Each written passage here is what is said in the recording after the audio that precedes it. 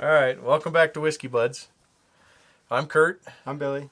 and this is our search for finding a whiskey that he'll actually drink or enjoy. Actually, he'll drink them. We just got to find the one he'll enjoy. Right. All right, so today what we tried the barrel, the moonshine that was straight moonshine in that we aged. We tried Jameson in episode number 2. We tried Maker's Mark in episode number 3. So today I thought I would continue the exploration, and we will try a blended scotch, something that most people talk about as a good starter whiskey because it's easy to drink. And that, if anybody is not already aware, is monkey shoulder. Easy to drink. It is. It's easy to drink, yeah. You drank some already. A little bit. Yeah. So this is a blend of 3 different scotches. If I can remember what they are, I can't remember what they are. Glenfiddich is in there. Belvini or Belvini, something like that. I can't remember. Right. So they just take other whiskeys and just mix them together. So yeah. So a blended scotch is from different distilleries, not from the same distillery. Because like a single malt will be from the same distillery, from a single distillery, and it has to be all produced, but they'll mix multiple barrels together to get what they want. We'll try one of those in one of the later episodes, of course. But so this one is blended, so it comes from multiple distilleries, and then they blend it together. And it happens to be that the guy that whoever does this, I can't remember his name, but he also owns the other 3 distilleries. So, keeping it in the family, I guess, doing it. But it's all very simple. So this is pretty neat. It's got 3 monkeys. 3 monkeys, yeah. Right here on, this is what, metal? Yeah, like a little doodad for the bottle. Yeah, and it's kind of imprinted into the bottle. And then they have 3 monkeys on the top. Yeah, and then on the bottom. And then on the bottom, too. I didn't notice the ones on the bottom. Monkey shoulder is actually a term. They used to do this, and in some places will still do it. But when they malt the barley, which is basically causing it to grow, they'll soak it in tanks, in like big vats, and then they'll lay it out on a malting floor where it'll start to sprout, start to grow, and that's malted barley. And then at that point, they will then dry it out, usually in a kiln. Some are just regular gas-fired. But when we start to explore the Islay whiskeys, they're going to do it with peat fire. So it introduces a peaty smoke to it, and that makes it nice. So back in the day, when they would hand toss the barley, on the malting floor, they would do it to keep the proper temperature so it would grow, and so they didn't have hot spots and stuff. They had to maintain the temperature to get it to grow. And so people would be doing it by hand, literally in there on a giant floor in a room, constantly throwing this barley up in the air and you would create the shoulder, right? You would get the hunchback almost thing, and they call that the monkey shoulder. So they named a bottle of whiskey after it, or named some whiskey after it. Sounds painful. Hey, you know what? If you love your craft, guys will do that. So let's give this a try.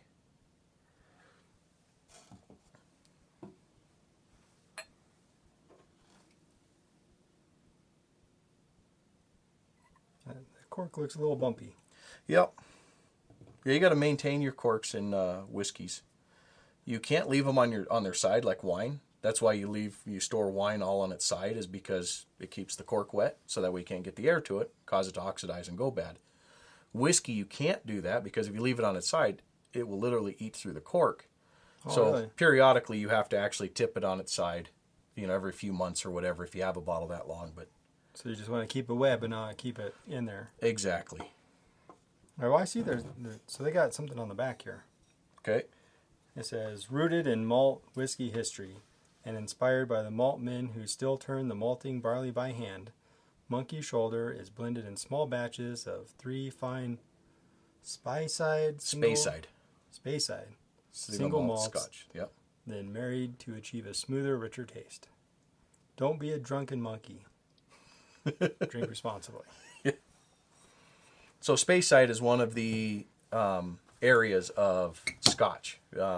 In Scotland, they have different regions, and each one is basically, they're pretty tight about how they like their scotch to taste, or the way they like to make it. And so, like, Islay whiskeys are on the island of Islay, and that's where they get their barley, and that's where they get their peat from. And so it's all like how that region is going to taste. Speyside, Highlands, Lowlands, and Campbelltown is part of Highland, I believe, if I remember that right. But they all have their own specific ways of doing things, and they have, if you got good with it, I'm certain you could figure out which one you were drinking, whether it was Speyside, Highland, Lowland, or Islay. Of course, and Islas are pretty easy to distinguish between the rest of them. You'll find later on, but you could probably just by smelling and tasting your whiskey that you could figure out where it's from. This has a lot of scent. Yeah, so this is different than anything we've had so far, other than the Jameson is partly malted, partly unmalted, and this is all malted, right? So all basically sprouted barley before they dried it and fermented it and distilled it. It's got a really attractive looking color. Yeah, nice. Like gold. Little golden caramel color. Makes it nice. You getting any scents in there? Definitely smell the alcohol. Yeah. Get a little burn in your nose. Mm-hmm. Yeah, Maybe some caramel there. Some caramel. I'm smelling like the malt in there. It's different than any of like the bourbon, when we tried the Maker's Mark. That one's a lot different. Right? Yeah, I can tell that. And this one has more scent than the Jameson did. Yep. Quite a bit more. Jameson was a little bit easier, but like this one's easy to smell. I bring it up, right right there, and I can smell it. Like there's a lot coming off of it. Where I think it was the Jameson or something else. Like I was just like had my nose in there trying to smell it. Yeah, that would probably be the Jameson. That or the moonshine. All right, what's it taste like?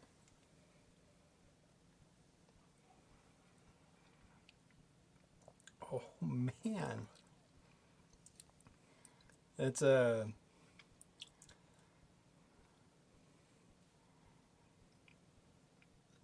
That's completely different than the other ones. Any of those, right? Yeah.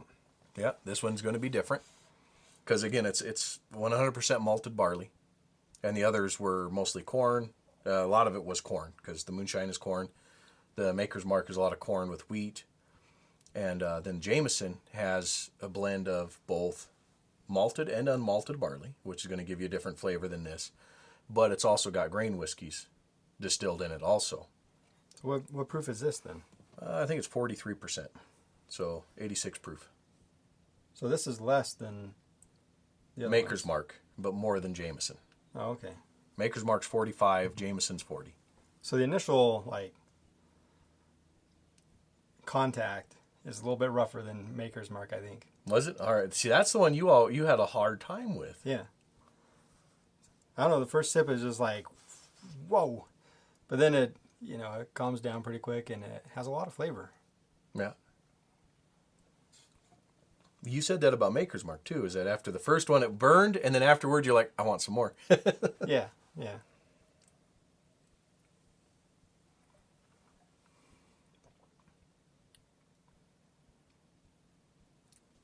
You can see it oily, as it drips down the side of the glass. Yeah. Does it have some oil? There might be some oils in it from the way it's distilled and barreled, but they don't add any oil to it or anything. It's just an oily, or a little more oily. It's definitely not smooth like the one you made. Okay. The one I made was smoother. Okay. The aged moonshine. Yeah. Yeah, that seems smoother. I wonder if that's not due to the fact that it was aged moonshine, which is neutral grain spirit, where this has a lot more of the flavor from the malt in it. Curiosity, I guess.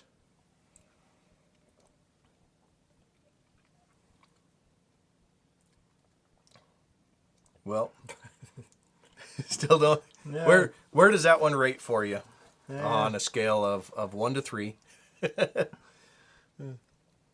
1 being Maker's Mark, 3 being Jameson, or 2 being Jameson.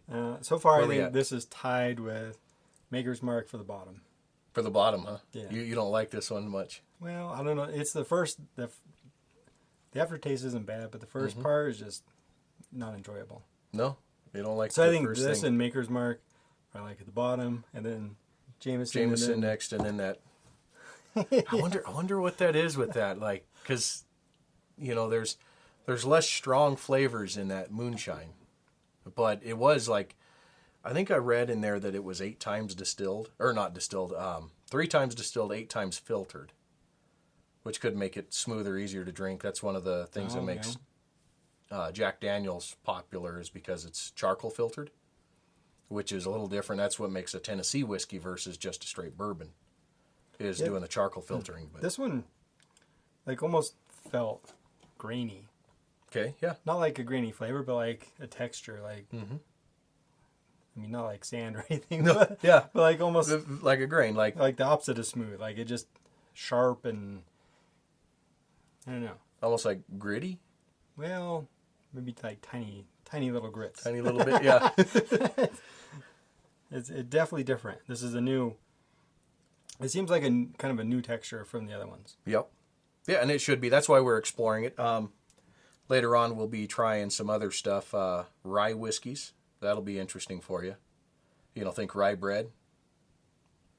But we'll talk about that more when we introduce that one.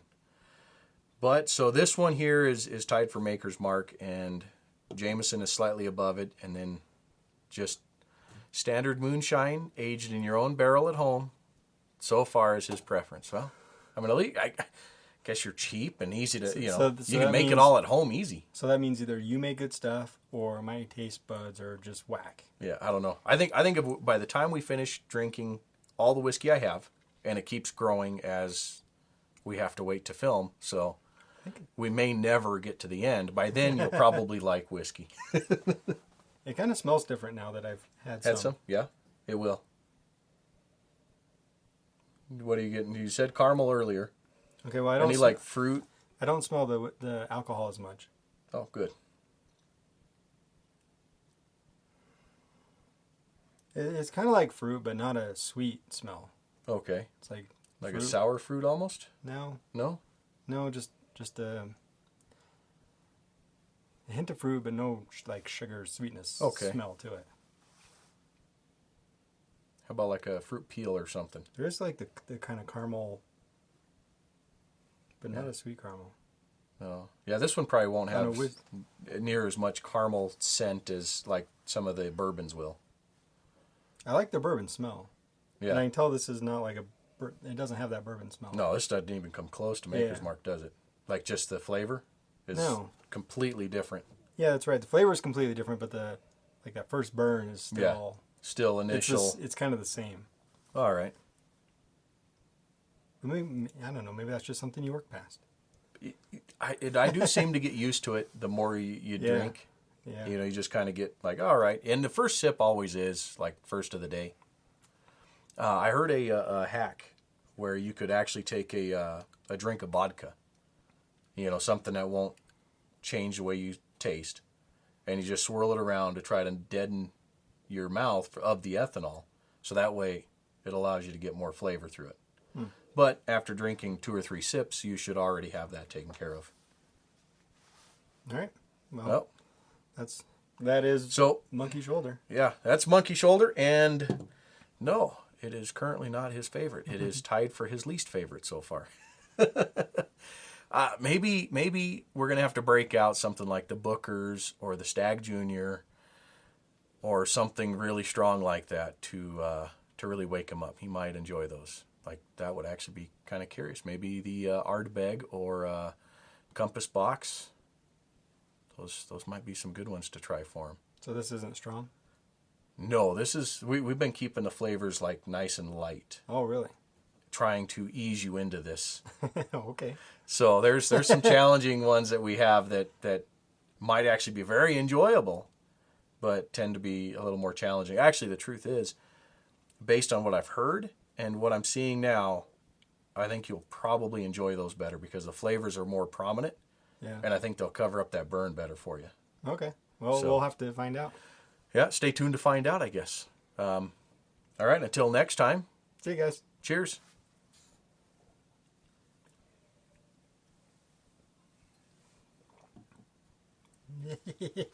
Woo.